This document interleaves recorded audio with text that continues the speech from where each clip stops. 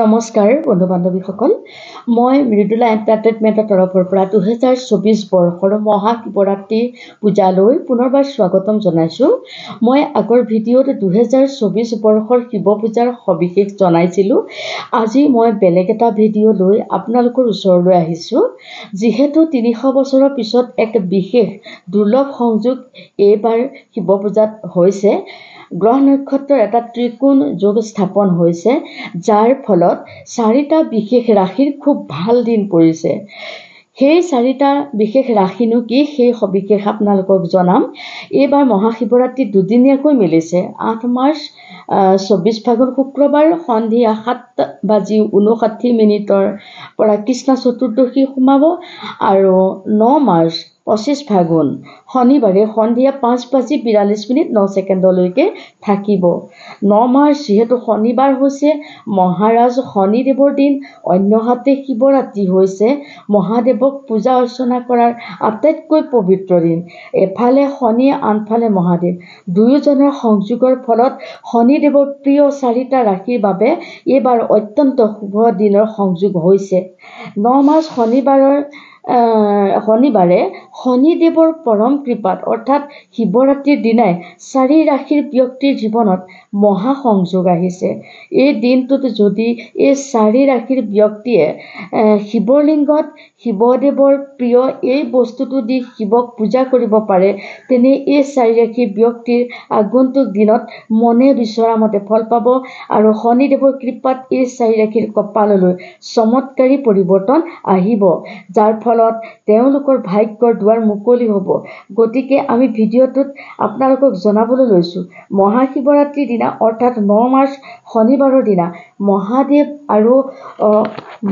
আৰু শনিদেৱৰ সংযোগৰ ফলত কোন ৰাশিৰ ব্যক্তিৰ জীৱনলৈ চমৎকাৰী ভাগ্য আহিব। সেয়েহে আজি ভিডিঅ'টো শেষলৈকে চাই আপোনাৰ ৰাশিটোৰ সৌভাগ্যই এই 4 ৰাশিৰ ভিতৰত পৰিছে নেকি জানিব পাৰিব। শনি দেৱতা হৈছে মহাদেৱৰ পৰম ভক্ত আৰু সূৰ্যৰ পুত্ৰ। নৱগ্ৰহৰ ভিতৰত শনি দেৱতাই হৈছে ন্যায়ৰ দেৱতা। তেওঁ ন্যায় বিচাৰত যদি কোনো ব্যক্তি দোষী হয়, তেন্তে তেওঁ শাস্তিৰ পৰা কোনো দেৱ দেৱীয়ে সেই ব্যক্তিক বচাব নোৱাৰে।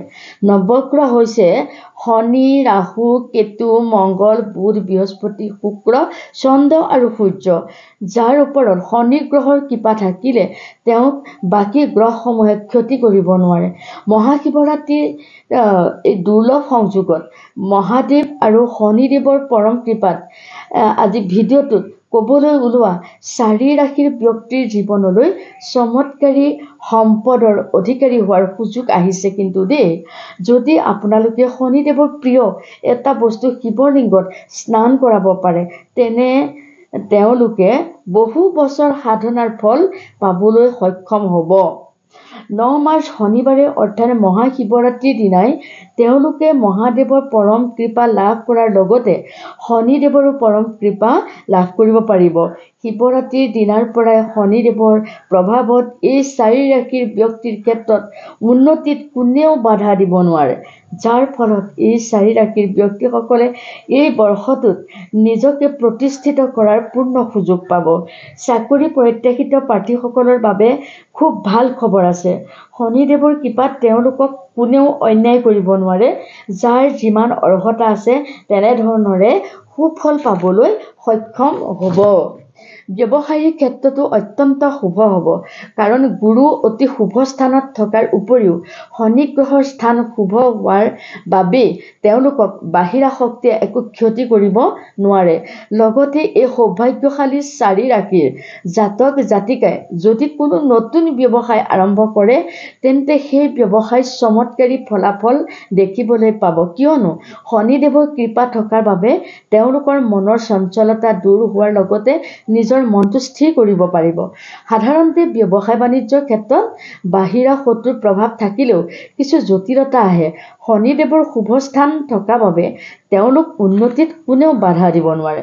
গতিকে আজি যি 4 ৰাশিৰ কথা কোৱা হৈছে, সেই 4 ৰাশিৰ ব্যক্তিসমূহৰ কোনো ব্যক্তিয়ে যদি কোনো ব্যৱসায় আৰম্ভ কৰাৰ সপোন পুহি আছে, শিৱৰাত্ৰিৰ পাছতেই তেওঁলোকে নতুন ব্যৱসায় আৰম্ভ কৰিব পাৰে। চাকৰিৰ ক্ষেত্ৰতো কোনোবাই যদি আশা কৰি আছে বা চেষ্টা কৰি আছে, এই মহাশিৱৰাত্ৰি শনি আৰু মহাদেৱৰ সংযোগৰ ফলত তেওঁলোকৰ সেই আশা পূৰণ হ'ব। সেয়েহে চেষ্টা অব্যাহত ৰাখক, আপোনালোকৰ সৌভাগ্যৰ দুৱাৰ মুকলি হ'ব। তেন্তে বন্ধুসকল, আমি জানো আহক, মহাশিৱৰাত্ৰিৰ দিনা অৰ্থাৎ 2024 বৰ্ষৰ 9 মাৰ্চ শনিবাৰে মহাদেৱ আৰু শনিদেৱৰ দুৰ্লভ সংযোগৰ ফলত কোন কোন 4 ৰাশিৰ জীৱনলৈ চমৎকাৰী ভাগ্যৰ পৰিৱৰ্তন আহিব। মহাশিৱৰাত্ৰিত মহাদেৱ আৰু শনিদেৱৰ মহাসংযোগৰ চমৎকাৰী ভাগ্য উদয় হোৱা ভাগ্যশালীৰ প্ৰথম ৰাশিটোৱেই হৈছে মেষ ৰাশি। মেষ ৰাশিৰ ব্যক্তিৰ নামৰ প্ৰথম আখৰটো অ আৰু ল দি হয়। শিৱৰাত্ৰিৰ পাছত আপোনাৰ বাবে অত্যন্ত শুভ হ'ব। চাকৰি, ব্যৱসায়, খেল ধেমালি যিহতেই আপোনালোক আগবাঢ়ে সকলোতে সুফল পাবলৈ সক্ষম হ'ব। সেয়েহে মেষ ৰাশিৰ ব্যক্তিসকলে চেষ্টা ফল পাব। মেষ ৰাশিৰ ব্যক্তিসকলৰ গুৰুস্থান অতি শুভ হোৱাৰ লগতে শনি দেৱতা অতি সুন্দৰ স্থানত 11 নম্বৰ স্থানত অৱস্থান কৰাৰ বাবে বাহিৰা শত্ৰুৰ পৰা একো অসুবিধা নাপাব। মহাশিৱৰাত্ৰিৰ পাছৰ পৰাই মেষ ৰাশিৰ ব্যক্তিসকলে চমৎকাৰী সম্পদৰ গৰাকী হ'বলৈ সক্ষম হ'ব। মহাশিৱৰাত্ৰিত মহাদেৱ আৰু শনিদেৱৰ সংযোগত ভাগ্য উদয় হোৱা দ্বিতীয় ৰাশিটো হৈছে কি জানেনে? বৃষ ৰাশি। যাৰ নামৰ প্ৰথম আখৰটো হচৌ বৰে আৰম্ভ হয়, তেওঁ বৃষ ৰাশিত পৰে। এই ৰাশিৰ ব্যক্তিসকলৰো শিৱৰাত্ৰিৰ দিনাৰ পৰাই ভাগ্য উদয় হ'ব। বিশেষকৈ এই দিনটোৰ পৰাই বৃষ ৰাশিৰ ব্যক্তিসকলে নিজে প্ৰতিষ্ঠিত হোৱাত সকলো দিশতে সফল হ'ব। আপুনি সকলো দিশতে সুফল পাবলৈ সক্ষম হ'ব। যদি চাকৰিৰ ক্ষেত্ৰত আপুনি চেষ্টা কৰি আছে, তেন্তে আপোনাৰ চেষ্টা অব্যাহত ৰাখক। এই দিনটোৰ পৰাই বৃষ ৰাশিৰ ব্যক্তিসকলৰ ভাল দিনৰ সূচনা হৈছে আৰু ৰাজভোগ মিলিছে। ব্যৱসায় বাণিজ্যৰ ক্ষেত্ৰতো অত্যন্ত শুভ। তৃতীয় ভাগ্যশালী ৰাশিটো হৈছে সিংহ ৰাশি। যাৰ নামৰ প্ৰথম আখৰটো ম আৰু মধনীয়া তৰে আৰম্ভ হয়। মহাশিৱৰাত্ৰিত মহাদেৱ আৰু শনিদেৱৰ সংযোগত সিংহ ৰাশিৰ বাবেও অতি শুভ দিনৰ সূচনা হৈছে। যিকোনো ক্ষেত্ৰত চেষ্টা কৰিলে সিংহ ৰাশিৰ ব্যক্তিসকলে সফল হ'ব পাৰিব। আপোনালোকক শত্ৰুৱে একো অনিষ্ট কৰিব নোৱাৰে। চাকৰি, ব্যৱসায়, পদোন্নতি, বিবাহ সকলো দিশত সফল হোৱাৰ সুযোগ সিংহ ৰাশিৰ ব্যক্তিসকলৰ আহিছে। সেয়েহে চেষ্টা অব্যাহত ৰাখক আৰু আগুৱাই যাওক। চতুৰ্থ ভাগ্যশালী ৰাশিটো হৈছে কি জানেনে? ধনু ৰাশি। ধনু ৰাশিৰ ব্যক্তিসকলৰো শিৱৰাত্ৰিৰ পৰাই তেওঁলোকৰ ভাগ্য উদয় হ'ব। যাৰ নামৰ প্ৰথম আখৰটো ভ দন্তীয়া ধ খৰে আৰম্ভ হয়, তেওঁলোকৰ ধনু ৰাশি হয়। ধনু ৰাশিৰ ব্যক্তিসকলৰ এই শিৱৰাত্ৰিৰ 9 মাৰ্চ শনিবাৰৰ পৰাই মহাদেৱ আৰু শনিদেৱৰ সংযোগৰ ফলত ভাগ্য মুকলি হৈছে। ধনু ৰাশিৰ ব্যক্তিসকলে আগতে কৰা কিবা আধৰুৱা কাম আছিল যদি সকলোবোৰে পূৰ্ণতা পাব। ব্যৱসায়, চাকৰি, পঢ়া শুনা, খেল ধেমালি, ৰাজনীতি যি ক্ষেত্ৰতে আগ নাবাঢ়ক, এই ধনু ৰাশিৰ ব্যক্তিসকল সফল হ'ব। যদি ধনু ৰাশিৰ কোনোবা ব্যক্তিয়ে কিবা ব্যৱসায় কৰিম বুলি ভাবিছে, মহাশিৱৰাত্ৰিৰ মহাসংযোগৰ পাছৰ পৰাই আৰম্ভ কৰক। উন্নতি হ'বই হ'ব। কাৰণ ৰাশি অনুসৰি গুৰুস্থান অতি মংগলজনক। তাৰোপৰিও শনি দেৱতাৰ সুদৃষ্টি পৰিছে। কোনো বাহিৰা শত্ৰুৱে আক্ৰমণ কৰিব নোৱাৰে। বিনা বাধাই আগবাঢ়ি যাব পাৰিব। আজিৰ ভিডিঅ'ত কোৱা 4 ৰাশিৰ ব্যক্তিসকলে যদি শিৱৰাত্ৰিৰ দিনা শনিদেৱৰ প্ৰিয় বস্তু তিলৰ লগত গাখীৰ গংগাজল মিলাই 9 মাৰ্চ শনিবাৰৰ দিনা শিৱলিংগত স্নান কৰাব পাৰে, তেন্তে আপোনালোকৰ উন্নতি অনিবাৰ্য।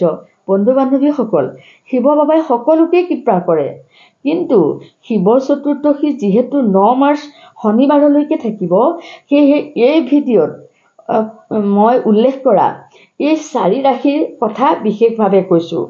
কিন্তু এনেকুৱা নহয় যে বাকী ৰাশিৰ ব্যক্তিসকলৰ ভাল নহ'ব। মহাদেৱ অলপতে সন্তুষ্ট হয়। শুদ্ধ মনে শুদ্ধ চিত্তে তেওঁক পূজা কৰক, তেওঁলৈ আপোনালোকে নৈবেদ্য আগবঢ়াওক। শিৱৰাত্ৰিৰ দিনাখন যিখিনি নীতি নিয়ম ইয়াৰ আগৰ ভিডিঅ'ত আপোনালোকক মই কৈ গ'লোঁ, সেইখিনি আপোনালোকে কৰক, নিশ্চয় শিৱ বাবাই আপোনালোকক দয়া কৰিব। বন্ধু বান্ধৱীসকল, যদি ভিডিঅ'টো চাই ভাল লাগিল তেন্তে লাইক এটা কৰিব আৰু কমেণ্ট বক্সত ওম নমঃ শিৱায় নতুবা শনিশ্বৰায় নমঃ লিখিবলৈ নাপাহৰিব। আৰু আপোনাৰ লগতে আপোনাৰ 10জনক উপকৃত হ'ব পৰাকৈ শ্বেয়াৰ কৰিব। যদি মোৰ ভিডিঅ'টো প্ৰথমবাৰৰ বাবে চাইছে প্লিজ ছাবস্ক্ৰাইব কৰি কাষত থকা